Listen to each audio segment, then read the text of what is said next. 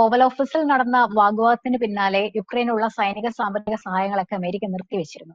എന്തായാലും സെലൻസ്കിയുടേതായ ഒരു പ്രതികരണം എക്സിൽ വന്നിട്ടുണ്ട്. സെലൻസ്കി മാപ്പ് പറഞ്ഞു എന്നൊക്കെയാണ് പല മാധ്യമങ്ങളും കുറിക്കുന്നത്. യഥാർത്ഥത്തിൽ സെലൻസ്കി എന്താണ് എക്സിൽ കുറിച്ചത്, അല്ലെങ്കിൽ ഇനി മുന്നോട്ടുള്ള പോക്ക് എങ്ങനെയായിരിക്കും? ഇതിനകത്ത് ഈ വളരെ ദൗർഭാഗ്യകരമായ രണ്ട് രാഷ്ട്രത്തലവന്മാർ തമ്മിൽ ഒരിക്കലും സംഭവിക്കാൻ പാടില്ലാത്തൊരു കാര്യമാണ് ഓവൽ ഓഫീസിൽ നടന്നത്. അത് കഴിഞ്ഞ് അടുത്ത ദിവസം തന്നെ ട്രംപ് പറയുകയുണ്ടായി, സെലൻസ്കി മാപ്പ് പറയണം, മാപ്പ് പറയാത്തിടത്തോളം കാലം ഇനി ചർച്ചയില്ല.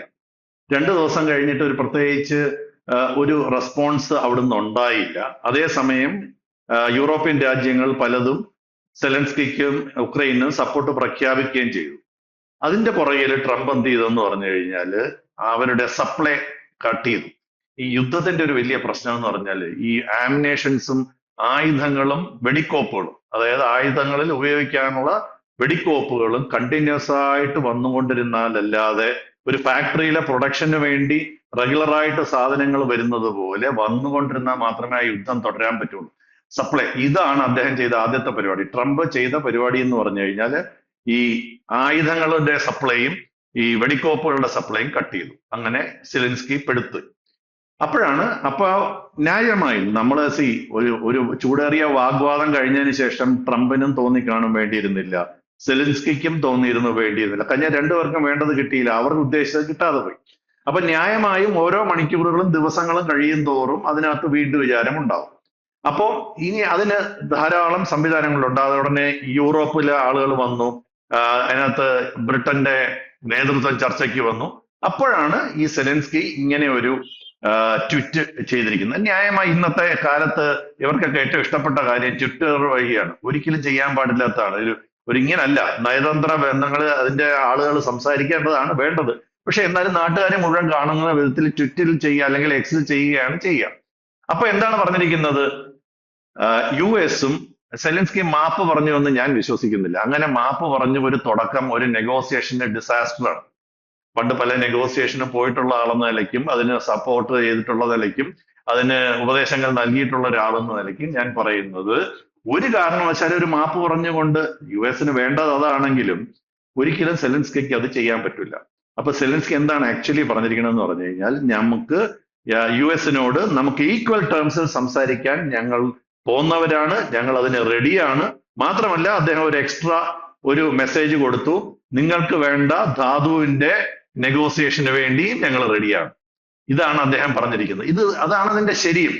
കാര്യം എന്ന് പറഞ്ഞു കഴിഞ്ഞാൽ ഇതിപ്പോ ഒരിക്കലും ഞാൻ പറഞ്ഞു, ഒരിക്കലും പറ്റാത്തൊരു കാര്യമാണ്, സംഭവിക്കാൻ പാടില്ലാത്ത കാര്യങ്ങൾ രണ്ട് രാജ്യങ്ങൾ തമ്മിൽ സംഭവിച്ചു എന്ന് പറഞ്ഞു. ഈ സെലൻസ്കിക്കും വേറെ മാർഗമൊന്നുമില്ല. കാര്യം എന്ന് പറഞ്ഞാൽ ഈ യുദ്ധ സാമഗ്രികൾ കുറവായതോടുകൂടി ഈ everything is fair in love and war എന്നാണ് പറയുന്നത്. ഉടൻ തന്നെ റഷ്യ അതിന്റെ പണി തുടങ്ങി. ഈ യുക്രൈന്റെ കിഴക്കൻ പ്രദേശത്തുള്ള 2 പ്രധാന സ്ഥലങ്ങൾ, ഒരു ടോറസ്ക് എന്ന് പറയുന്ന സ്ഥലങ്ങളും ഒരു ബുഗോളർ എന്ന് പറയുന്ന സ്ഥലങ്ങളും ഓൾറെഡി ഇപ്പം അത് കഴിഞ്ഞതിന് ശേഷം റഷ്യ പിടിച്ചു. മാത്രമല്ല ഇതിനകത്തൊരു വലിയ പ്രശ്നം, ഒരു സമയം കഴിഞ്ഞു കഴിഞ്ഞപ്പോൾ ഈ യൂറോപ്പിന്റെയും അമേരിക്കയുടെയും സപ്പോർട്ടൊക്കെ കിട്ടിക്കഴിഞ്ഞപ്പോഴത്തേക്ക് ഈ റഷ്യ പോലുള്ള ഒരു രാജ്യത്തിനെതിരെ ഉക്രൈൻ ഒഫൻസീവ് സ്ട്രാറ്റജി നടത്തിയിരുന്നു. അതായത് അവരുടെ ടെറിട്ടറിയിൽ കയറി അടിക്കുക, അവരുടെ സ്ഥലത്ത്. അത് വലിയൊരു അപകടം പിടിച്ച പരിപാടിയാണ്. ഫസ്റ്റ് ഓഫ് ഓൾ ഒരു ബുദ്ധിയുള്ള ഒരാളായിരുന്നെങ്കിൽ ഇവര് പെരുപ്പിച്ചെന്ന് പറഞ്ഞിട്ട് ഒരിക്കലും സെലൻസ്കി റഷ്യക്കെതിരെ യുദ്ധത്തിന് പുറപ്പെടാനേ പാടുണ്ടായിരുന്നില്ല. ഈ പുറപ്പെടുമ്പം എന്തിന്റെ പുറത്താണ് പുറപ്പെടുന്നതെന്ന് ആലോചിക്കണം. ഇതിങ്ങനെ മൂപ്പിക്കുന്നത് എത്ര നാൾ നടക്കും? 1 മാസത്തിനകത്ത് അല്ലെ 1 വർഷത്തിനകത്ത് തീരും, അല്ലെങ്കിൽ എളുപ്പം തീരുമെന്നൊക്കെ പറഞ്ഞിരുന്ന റഷ്യ വിചാരിച്ച കാര്യം പോലും നടക്കാതെ പോയി.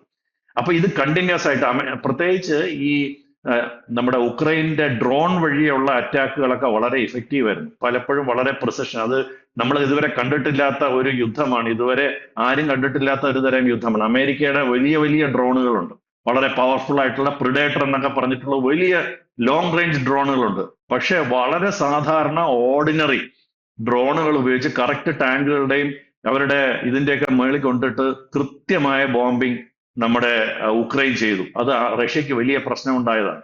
അപ്പൊ ഇതൊക്കെ കിട്ടിക്കഴിഞ്ഞപ്പം വളരെ ആവേശം ഉക്രൈൻ അങ്ങോട്ട് വന്നു, ഇത് ഞങ്ങൾ റഷ്യയോട് പിടിച്ചു നിൽക്കും എന്ന് വന്നു. അതും വലിയൊരു അബദ്ധമായി പോയി. അപ്പൊ ഇനി എത്രയും പെട്ടെന്ന് ചർച്ചകൾ, മാത്രമല്ല ഇത് കഴിഞ്ഞിട്ട് എന്ത് ചോദിച്ചു, നമ്മൾ വിചാരിച്ചു യൂറോപ്പിൽ ആദ്യം തുടക്കത്തിൽ എല്ലാവരും ഒക്കെ ഇങ്ങനെ പറഞ്ഞു കഴിഞ്ഞപ്പം യൂറോപ്പിലെ പല രാജ്യങ്ങളും ഫ്രാൻസ്, ജർമ്മനി ഇവരൊക്കെ സപ്പോർട്ട് പ്രഖ്യാപിച്ചെങ്കിലും കുറച്ച് കഴിഞ്ഞിട്ട് അപ്പൊ ഇതിന്റെ ചെലവ് ആര് വഹിക്കും എന്ന് വരുമ്പോ യൂറോപ്യൻ രാജ്യങ്ങളുടെയൊക്കെ ഡിഫൻസ് ഫണ്ടിങ് നേറ്റോ ഉള്ളത് കൊണ്ട് വളരെ വളരെ കുറവാണ്. അത് ഒരു 2% താഴെ മാത്രമാണുള്ളത്. അത് 5% എത്തിക്കണം. അതായത് നേറ്റോയ്ക്കുള്ള കോൺട്രിബ്യൂഷൻ മെയിൻ ആയിട്ട് വരുന്നത് അമേരിക്കയിൽ നിന്നാണ്. അമേരിക്കയുടെ ചിറകിനടിയിലാണ് ഇവരെല്ലാം ഒരു ഡിഫൻസ് സ്ട്രാറ്റജി ബിൽഡ് ചെയ്യുന്നത്. അതുകൊണ്ട് തന്നെ അവർക്ക് അവരുടേതായിട്ടുള്ള ബാക്കിയുള്ള കാര്യങ്ങൾക്ക് ഈ കാശ് GDP-യുടെ 2% അടുപ്പിച്ചൊക്കെയാണ് പല രാജ്യങ്ങൾ ചെയ്യുന്നത്. അതാണ് ഇപ്പൊ റഷ്യ പറഞ്ഞത്, നിങ്ങൾ 5% മിനിമം ആക്കണം. ചില രാജ്യങ്ങളൊക്കെ അങ്ങനെ ചെയ്യാൻ തുടങ്ങിയെങ്കിലും എല്ലാ രാജ്യം ബ്രിട്ടന്റെ ഒക്കെ 2.5% ഉള്ള അവരുടെ GDP-യുടെ ഈ കോൺട്രിബ്യൂഷൻ എന്ന് പറയുന്നത്, ഡിഫൻസിലോട്ടുള്ള കോൺട്രിബ്യൂഷൻ എന്ന് പറയുന്നത്. അപ്പൊ ഇതാണ് അമേരിക്കയ്ക്ക് സഹിക്കാത്ത മറ്റൊരു കാര്യം. ഇങ്ങനെ വന്നപ്പോ കാര്യത്തോടടുത്ത് കഴിഞ്ഞപ്പോഴത്തേക്ക് ഈ നേറ്റോ യൂറോപ്യൻ രാജ്യങ്ങളിൽ നിന്ന് തന്നെ പലർക്കും അവസരങ്ങൾ ഉണ്ടായി തുടങ്ങിയിട്ടുണ്ട്. ഇത് നമ്മളെ കൊണ്ട് താങ്ങുമോ? അമേരിക്ക ഉക്രൈനെ ഉപേക്ഷിച്ചു കഴിഞ്ഞാല് നമ്മൾ വിചാരിച്ചാൽ ഉക്രൈനെ സഹായിക്കാൻ പറ്റുമോ? അപ്പൊ നമുക്കുണ്ടാകുന്ന ചെലവുകൾ അങ്ങനെ, ഇങ്ങനെയൊക്കെ വലിയ പ്രശ്നമുണ്ട്. അടുത്തൊരു വലിയ പ്രശ്നം നമ്മുടെ സെലിൻസ്കിക്ക് ഉക്രൈനകത്തുനിന്ന് തന്നെയാണ്. ഉക്രൈനകത്ത് തന്നെ ഈ സെലൻസ്കി കാണിച്ച അബദ്ധത്തിൽ വലിയ, അതായത് ശരിയാകുമായിരുന്നു. ഒരു 3 വർഷം യുദ്ധം ചെയ്ത ഒരു രാജ്യത്തിലെ ജനതയ്ക്ക് ആ യുദ്ധം എത്രയും പെട്ടെന്ന് അവസാനിപ്പിക്കണമെന്ന് മാത്രമാണ് ആഗ്രഹം. അതിനകത്ത് സെലൻസ്കി മാപ്പ് പറഞ്ഞോ, സെലൻസ്കി അബദ്ധം കാണിച്ചോ, സെലൻസ്കി എന്താ അവിടെ ചെയ്തതെന്നുള്ളതൊന്നും അവർക്ക് പ്രശ്നമില്ല. അവർക്ക് എത്രയും പെട്ടെന്ന് യുദ്ധം അവസാനിപ്പിക്കണം. അപ്പൊ ന്യായമായും സെലൻസ്കിയെ അവർ കുറ്റം പറഞ്ഞു തുടങ്ങി. മാത്രമല്ല അവിടെ കെടുകാര്യസ്ഥതയുണ്ട്, അഴിമതിയുണ്ട്, അവിടെ ധാരാളം പ്രശ്നങ്ങളുണ്ട്, സുതാര്യതയില്ല. ഇപ്പൊ അമേരിക്ക തന്നെ ആരോപിക്കുന്ന ഒരു വലിയ പ്രശ്നം ഉക്രൈനിൽ നിറച്ച അഴിമതിയാണ്. ഇയാളെ കൊണ്ട് കഴിവില്ല, അവിടെ കെടുകാര്യസ്ഥതയാണ്, അവിടെ ഒന്നിനും സുതാര്യതയില്ല. ഈ പൈസയൊക്കെ, ഈ കിട്ടുന്ന പൈസയൊക്കെ ഇയാൾ ശരിക്കും യുദ്ധത്തിന് തന്നെയാണ് ഉപയോഗിക്കുന്നത്. ഇങ്ങനെയൊക്കെയാണ് അവർ ഒളിഞ്ഞും തെറിഞ്ഞും ഒക്കെ ചോദിക്കുന്നത്. അപ്പൊ അവിടെ പ്രശ്നമുണ്ട്. അപ്പോ ചർച്ചയിലേക്ക് ഒരു സമ്മർദ്ദമുണ്ട്. ഇനിയിപ്പം അഥവാ അമേരിക്ക നമ്മളെ കൈവിടുകയാണെങ്കിൽ റഷ്യയുമായിട്ടൊരു ചർച്ച വേണ്ടേ? റഷ്യ കയറി തൊലച്ചളി. നമ്മൾ ഈ പറയില്ലേ, പാണ്ടിലോറിക്ക് അടവെച്ച തവളയെ പോലെ ആയിപ്പോന്ന് പറയില്ലേ, ആ ഒരു സിറ്റുവേഷൻ ഉണ്ട്. അപ്പൊ ഇതെല്ലാം ഒരു വല്ലാത്ത പ്രഷറാണ് സെലിൻസ്കിക്ക്. അപ്പൊ അതിന്റെ ഒരു ആദ്യ നടപടി എന്ന നിലയിൽ സെലിൻസ്കി ഒരു ട്വീറ്റ് ചെയ്തിരിക്കുകയാണ്, അല്ലെ ഒരു ഈ എക്സിൽ ഒരു പോസ്റ്റ് ചെയ്തിരിക്കുകയാണ്. അതാണ് അതിന്റെ ശരി. ഞാൻ റെഡിയാണ്, തുടർ ചർച്ചയ്ക്ക് റെഡിയാണ്. മാത്രമല്ല സെലിൻസ്കിക്ക് അമേരിക്കയുമായിട്ടുള്ള നയതന്ത്ര ബന്ധം മെച്ചപ്പെടുത്തുക എന്നുള്ളത് വളരെ വളരെ പ്രധാനമാണ്. ഈ ട്രംപിനെ പോലെ ഒരുമാതിരി ഒരു പ്രത്യേക ഒരു വടക്കനായ മനുഷ്യനെ കൊണ്ട് എത്രയും പെട്ടെന്ന് അയാളെ ഒന്ന് സമാധാനിപ്പിക്കാൻ നമ്മളിപ്പോ തന്ത്രപരമായി ആലോചിക്കുകയാണ്, അത് തന്നെയാണ് ചെയ്യേണ്ടത്. അപ്പൊ മാത്രമല്ല അമേരിക്കയുടെ പ്രശ്നങ്ങൾ, അമേരിക്കയ്ക്ക് ഒരുപാട് ഇഷ്യൂസ് ഉണ്ട്. ഞാൻ നേരത്തെ പറഞ്ഞ പോലെ കഴിവില്ലായ്മ, ഇവരൊരു കഴിവില്ലാത്ത പ്രസിഡന്റാണ്, ഉക്രൈൻ ആർമി തന്നെ കഴിവില്ലാത്തതാണ്, വലിയ അഴിമതിയാണ്. ഇതൊക്കെ പരിഹരിച്ചു എന്ന് അയാളെ ബോധ്യപ്പെടുത്തണം. മാത്രമല്ല ഈ ഇപ്പൊ ഉദാഹരണത്തിന് അമേരിക്കയ്ക്ക് ഉക്രൈനിൽ വന്നു കഴിയുമ്പം അവിടെ ഒരു അഴിമതിയും ഒരു കെടുകാര്യസ്ഥതയും ഒരു ഒന്നും നടക്കാത്തൊരു സ്ഥലത്ത് വന്നിട്ട് അമേരിക്കൻ പൈസ ഇൻവെസ്റ്റ് ചെയ്യാൻ പറ്റൂല. ധാതു ഖനനത്തിനാണെങ്കിൽ പോലും ഇവിടെ നന്നാവേണ്ടത് വളരെ പ്രശ്നമാണ്. അടുത്തത് അടിയന്തരമായിട്ട് സെലൻസ്കി ചെയ്യേണ്ടത് ട്രംപിനെ അഥവാ കിട്ടിയില്ലെങ്കിൽ കോൺഗ്രസ്, അതായത് അമേരിക്കയിലെ ജനപ്രതിനിധികളെ കുറച്ചും കൂടെ ഒരു മര്യാദക്കാരാണ്. അവരും പലരും ഉള്ളിന്റെ ഉള്ളിൽ വിചാരിക്കുന്നുണ്ടോ ഈ സെലൻസ്കിയെ റഷ്യക്കെതിരെ ഇങ്ങനെ വിട്ടുകളഞ്ഞത് കഷ്ടമായിപ്പോയി, ഇത് വേണ്ടിയിരുന്നില്ല, കഷ്ടമായിപ്പോയി. അപ്പൊ അവരുടെ നമ്മുടെ ഇവിടുത്തെ പോലെ നമ്മുടെ വിപ്പ് കൊടുത്തു കഴിഞ്ഞാൽ, അതായത് നമ്മുടെ ഇവിടെ ഇന്ത്യയിൽ ഒരു പാർട്ടി വിപ്പ് കൊടുത്തു കഴിഞ്ഞാൽ എല്ലാവരും അവിടെ വോട്ട് ചെയ്തേ പറ്റൂ. അമേരിക്കയിൽ അങ്ങനെയില്ല. അമേരിക്കയിലെ കോൺഗ്രസ്സുകാർക്കും സെനറ്റിലും ഉള്ളവർക്ക് മനോധർമ്മം പോലെ വോട്ട് ചെയ്യാം. അതിപ്പോഴും അങ്ങനെയാണ്. അതാണ് അതിന്റെ ശരി. നമ്മുടെ ഇവിടെ കാണിച്ചിരിക്കുന്ന ഒരു വലിയ വൃത്തിയുടെ പരിപാടിയാണ്. അപ്പൊ അത് അവരെ അമേരിക്കൻ കോൺഗ്രസിനെയാണ് ഇന്ന് ട്രംപ് അഡ്രസ് ചെയ്തിരിക്കുന്നത്. ആ കോൺഗ്രസിനെ അവരുടെ കോൺഫിഡൻസിൽ എടുക്കേണ്ടത് വളരെ പ്രധാനമാണ്. മാത്രമല്ല യൂറോപ്യൻ രാജ്യങ്ങൾ, ഇപ്പം അത് ഫ്രാൻസ് ആയിക്കോട്ടെ, ജർമ്മനി ആയിക്കോട്ടെ, UK ആയിക്കോട്ടെ, പോളണ്ട് വളരെ പ്രധാനപ്പെട്ട ഒരു അലയാണ്. അപ്പൊ ഇവരെയൊക്കെ ഒരു കോൺഫിഡൻസിൽ എടുക്കേണ്ടത് സെലിൻസ്കി ചെയ്യേണ്ട, അത് നടക്കുന്നുണ്ടെന്നാണ് ഞാൻ മനസ്സിലാക്കുന്നത്. അതുപോലെ അഥവാ ഇനി അമേരിക്ക കംപ്ലീറ്റ്ലി വിട്ടുപോകണമെങ്കിൽ ഒരു രാജ്യത്തിന് അങ്ങനെ കീഴടങ്ങാൻ പറ്റത്തില്ലോ. അപ്പൊ അവരെന്ത് ചെയ്യണം? യൂറോപ്പിനെ അവരുടെ ഒരു മെയിൻ അലയാക്കുക. അതിനുള്ള പ്രവർത്തനങ്ങൾ നടക്കുന്നുണ്ട്. നേറ്റോയുടെ ഒരു പ്രതിരോധം വേണമെന്ന് പറയുന്നുണ്ട്. പിന്നെ വേണമെങ്കിൽ കാനഡ, ഓസ്ട്രേലിയ, ജപ്പാൻ ഇവരൊക്കെ സഹായം പ്രഖ്യാപിച്ചിട്ടുണ്ട്. ഇതൊക്കെ ചെയ്യണം. പക്ഷേ ഇതിനകത്ത് സെലൻസ്കി ചെയ്യേണ്ട ഒരു പ്രധാന അതായത് ഇതിനകത്ത് ഒരുമാതിരി ചർച്ചയെങ്കിലും ശരിയാകുന്നവരെ സെലൻസ്കി ചെയ്യേണ്ടത് ഈ ഒഫൻസീവ് സ്ട്രാറ്റജി മാറ്റണം.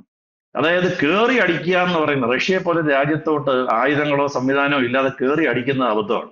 ഒരു ഡിഫൻസീവ് സ്ട്രാറ്റജി, അവരുടെ ഇൻഫ്രാസ്ട്രക്ചർ പ്രൊട്ടക്ട് ചെയ്യുക, ഈ സ്നൈപ്പർ അറ്റാക്ക് പോലെ കയറി വരുന്നവരെ സ്നൈപ്പർ അറ്റാക്ക് എന്നൊക്കെ പറയും, അതായത് വളരെ പ്രിസിഷൻ അറ്റാക്ക്, സർജിക്കൽ സ്ട്രൈക്ക്, അങ്ങനെയുള്ള കാര്യങ്ങൾ ചെയ്യുക, ഡ്രോൺ വെച്ചിട്ടുള്ള കളികൾ, അല്ലെങ്കിൽ അതായത് ഇങ്ങോട്ട് കയറി വരുമ്പം അവരെ തകർക്കാന്നുള്ള ഒരു തന്ത്രത്തിലോട്ട് മാറിയില്ലെങ്കിൽ ഈ സെലിൻസ്കിയുടെ കാര്യം തൽക്കാലത്തേക്ക് വലിയ പ്രശ്നമാണ്. മാത്രമല്ല അവരുടെ ഇന്റേണൽ ആയിട്ടുള്ള ആളുകളെ കയ്യിലെടുക്കണം, ആളുകളുമായിട്ട് സംസാരിക്കേണ്ടത്. ഈ യുക്രൈനിൽ ഒരു വലിയ പ്രശ്നം സെലിൻസ്കി നേരിടുന്നത് ആളുകൾ തന്നെ പറഞ്ഞു തുടങ്ങി ഇയാൾ കഴിവില്ലാത്തവരാണ്. അപ്പൊ അതൊരു വലിയ പ്രശ്നമാണ്.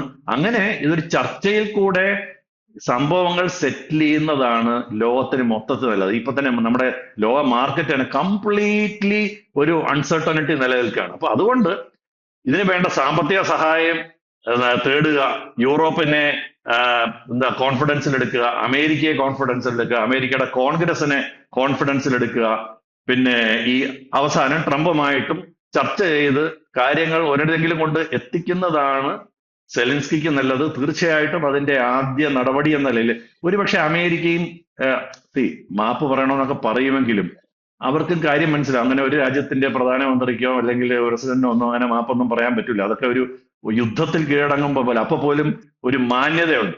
അല്ലാതെ ഒരു മാന്യമല്ലാത്ത ഒരു സെറ്റിൽമെന്റ് അവരും പ്രതീക്ഷിക്കുന്നില്ല.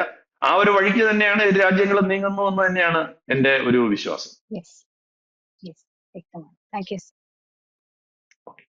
കൂടുതൽ വാർത്തകളും വിശേഷങ്ങളും നിങ്ങളിലേക്ക് എത്താൻ ABC മലയാളം സബ്സ്ക്രൈബ് ചെയ്യുക, ബെൽ ബട്ടണും അമർത്തുക.